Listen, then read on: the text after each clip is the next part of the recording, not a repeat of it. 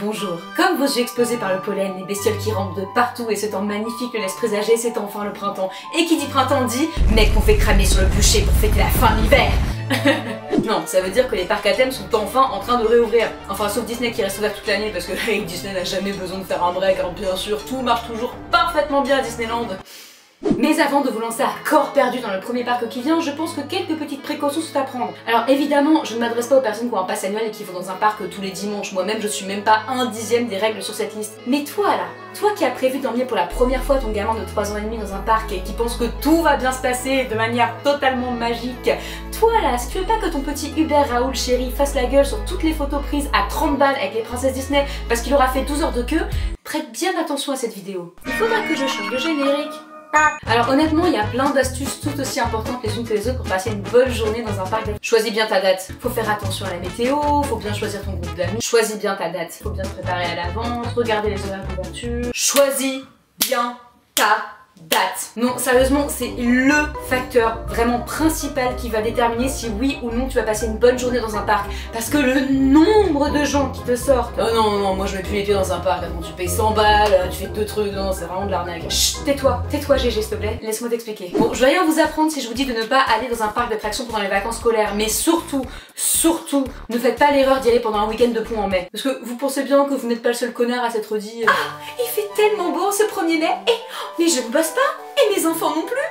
Et si on allait à Disneyland? Sérieusement Janet, si jamais t'as 500 € à dépenser pour la Disneyland et faire 12 heures de queue, achète-toi plutôt une personnalité à la place parce que clairement tout le monde a eu la même idée que toi. Le mieux c'est évidemment d'y aller en semaine, quitte à prendre un jour de congé. Et faites pas genre que c'est impossible de prendre un jour de congé. On est en France, les gens. Les jours de congé ça se prend aussi facilement qu'une baguette de pain à la boulangerie. Je veux dire, si la coupe du monde de foot ça peut être une excuse pour pas aller bosser, le parc Astérix aussi hein. Sinon en week-end ça peut le faire aussi, bon en dehors évidemment des week-ends de vacances et des week-ends genre de Noël ou de jours fériés hein. Et privilégiez plutôt le dimanche parce que bon les enfants ont école le lendemain et si tous les parents sont comme ma mère, ils vont pas être trop chauds pour que leur gamin rentre à 23 h la veille d'un contrôle de maths quoi. Essayez aussi d'y aller un jour où il fait pas trop beau. Alors oui, c'est chiant, il pleut, il fait froid, c'est pas terrible, mais faut savoir ce que vous voulez dans la vie aussi hein. Surtout que bon, Astérix encore je comprends, mais Disney c'est complètement possible de passer une bonne journée même sous la pluie parce que tout est à l'intérieur. Ah et dernier petit conseil au niveau des dates, faites gaffe aux vacances scolaires parce que comme tout le monde le sait, c'est pas les mêmes en fonction des zones et en fonction des pays.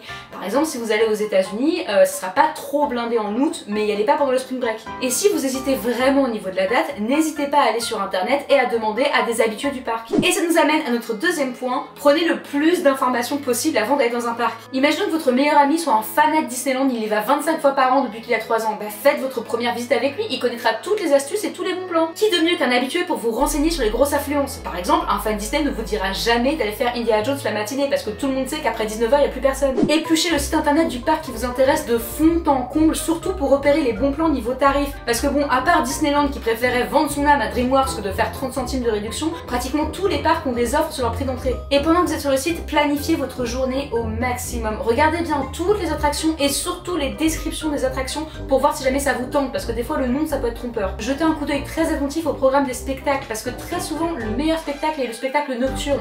Et si vous avez des enfants, il y a peu de chances qu'ils tiennent toute la journée. Donc prévoyez en conséquence. Par exemple, d'arriver à l'ouverture, arrivez plutôt à midi, comme ça votre enfant pourra dormir toute la matinée et être en forme jusqu'au soir. Et bien sûr, n'oubliez pas de regarder les limites d'âge, de taille, d'état de santé, tout ça, ça peut toujours être utile. Si vous hésitez vraiment à faire une attraction, allez la voir sur YouTube. Alors bien sûr, ça vous spoil un petit peu, mais vaut mieux ça plutôt que de faire 2 heures de queue à Crush Coaster pour que l'opérateur d'attraction vous dise ah, désolé monsieur, mais vos fesses ne rentrent pas dans le siège, je ne peux pas vous laisser monter. So sorry about that. N'hésitez pas à vous faire un programme. Est-ce que vous êtes plutôt parcours spécial sensation forte ou plutôt à la cool en famille? Ou est-ce que vous préférez faire le plus de spectacles et de personnages possible? Ça, c'est à vous de voir. Mais en tout cas, le fait de planifier à l'avance vous permettra d'éliminer d'emblée les trucs que vous ne voulez pas faire et vous perdrez moins de temps sur place. Par contre, je vous déconseille de respecter rigoureusement et strictement, quoi qu'il arrive, le plan que vous avez imaginé à la lettre une fois dans le parc. Et d'ailleurs, ça fait ma transition avec le point suivant. Improvisation. Imaginez, vous voulez aller au parc Astérix, vous avez bien regardé le site et l'attraction qui vous intéresse le plus c'est Tonnerre de Zeus. Donc vous l'avez mis en premier sur votre liste, le parc ouvre, vous foncez jusqu'à Tonnerre de Zeus et là bam, problème technique, c'est fermé. Quelle est votre réaction? Mais c'est vraiment de la merde ce parc, mais putain, mais voilà, alors voilà, on paye, on peut même pas faire ce qu'on veut, alors voilà. Non. Arrêtez de vous plaindre, arrêtez de casser les pieds aux opérateurs d'attraction en leur demandant 45 fois excusez-moi, c'est quand qu'il redémarre le train? Respirez un bon coup, calmez votre flamèche et regardez un peu autour de vous pour aller faire une attraction que vous n'aviez pas prévu de faire. Et qui sait, peut-être que ce petit défi de César que vous aviez rayé de votre liste deviendra votre nouvelle attraction préférée au parc Astérix. Et ben voilà. t'as bien choisi ta date, t'as bien fait ton rapia pour trouver le meilleur tarif possible, t'as même fait ta petite liste d'attractions, bah c'est bon, t'es paré là. Attends avant de partir. Tu vas quand même pas porter ça? Le parc d'attractions, c'est pas un défilé de mode, ma chérie. Tu vas pas mettre tes bottines à talons hauts, c'est pas dans le thème, ça. Hein. N'hésitez pas à vous pointer à Disney avec un jogging bien moche et des baskets que vous aviez pas sortis depuis le cours de PS en 6ème. Vous aurez peut-être zéro style, mais vos pieds vous remercieront à la fin de la journée, croyez-moi. Évitez de mettre un jean ou un collant si vous savez que vous allez faire des attractions d'eau, parce que quand c'est mouillé, c'est pas hyper agréable. En passant, pensez carrément à prendre des vêtements de rechange ou une serviette, surtout si vous faites des attractions du style Popeye à Universal, parce que là vous serez trempé de la tête aux pieds. D'ailleurs, renseignez-vous, certains parcs acceptent que vous portiez un maillot de bain pendant des attractions d'eau, ça peut être utile potentiellement. Ah, et on oublie carrément le maquillage non waterproof, hein, parce que si vous voulez faire une photo avec Cendrillon, vous avez pas envie de ressembler au Joker quoi. Le petit truc en plus, pensez à prendre une pochette en plastique pour protéger vos appareils électroniques dans les trucs d'eau. RIP mon petit Samsung qui a péri dans Jurassic Park.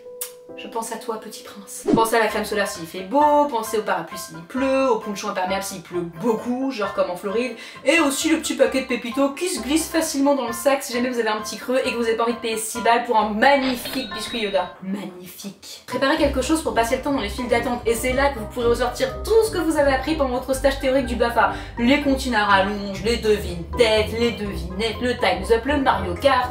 Ouais non, peut-être pas le Mario Kart, le but c'est de passer une bonne journée, pas de perdre tous vos amis ou de pleurer à cause d'une carapace bleue. Et en parlant d'amis, choisissez bien les personnes avec lesquelles vous allez dans le parc, parce que ça sert à rien d'amener votre meilleur pote s'il a peur des trucs à sensation alors que vous voulez faire la tour de la terreur 45 fois de suite quoi. Pareil pour les enfants, je sais que vous mourrez d'envie de lui faire rencontrer Elsa de la Reine des Neiges en vrai, mais si vous savez qu'il est trop petit pour 83% des attractions, qu'il est incapable de passer la journée à marcher et à attendre et qu'il sait pas se comporter en public, attendez quelques années, vous verrez, vous profiterez beaucoup plus, lui comme vous. Et enfin, dernier point, et non des moindres, soyez de bonne humeur. Vous allez à Disneyland, putain de merde, the happiest place on earth. Je vois des gens qui sont déjà énervés dans leur voiture. On s'en fout s'il y a eu du monde sur la route, s'il fait pas aussi beau que prévu, que vous avez oublié vos oreilles de Mickey. Partez du principe que vous allez passer la meilleure journée de votre vie. Comme j'ai dit tout à l'heure, ne restez pas bloqué sur les aspects négatifs. Si y a un problème technique à une attraction, allez faire autre chose, allez explorer le parc. Si vous êtes bloqué dans la queue, bah profitez-en pour bavarder avec vos amis, ou même carrément à partager un moment avec les autres personnes dans la queue, on sait jamais. Je vous jure qu'entre personnes coincées dans la queue du train de la mine, on crée des liens assez facilement. Il suffit de dire oh là là, qu'est-ce qu'on attend, et une autre personne va forcément répondre ah oui mais vous savez c'est toujours comme ça à Disneyland. Et là bam, vous pouvez sortir tout ce que je vous ai appris dans cette vidéo et vous détesterez très sûrement. Et j'ai gardé la meilleure astuce pour la fin. Matez-vous toutes nos faces cachées des parcs. Voilà, il y a tout ce qu'il y a à savoir dedans. Merci beaucoup d'avoir regardé cette vidéo et merci à vous de nous soutenir. N'hésitez pas à vous abonner, à laisser un commentaire, à nous suivre sur les réseaux sociaux, à partager la vidéo.